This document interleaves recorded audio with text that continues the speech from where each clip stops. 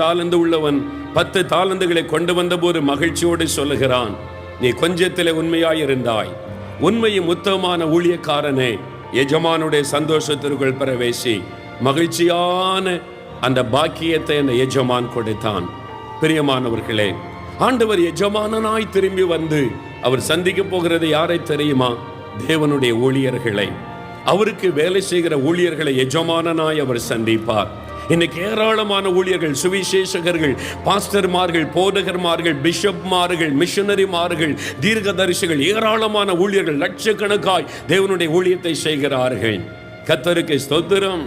என் உடன் ஊழியக்காரர்கள் அநேகர் இந்த கூட்டத்தில் இருக்கிறீர்கள். பாடுகளுக்கு நடுவில், நிந்தைகளுக்கு நடுவில், பிரச்சனைகளுக்கு நடுவில் ஆண்டவருடைய ஊழியத்தை செய்து கொண்டு வருகிறீர்கள். குடும்பமே அற்பமாய் பேசினாலும் தேவனுடைய ஊழியத்தை செய்து வருகிறீர்கள். நிந்தைகள், நெருக்கத்திற்கு நடுவிலும் ஆண்டவரை அறிவித்து வருகிறீர்கள். உங்களுக்காக நான் தேவனை துதி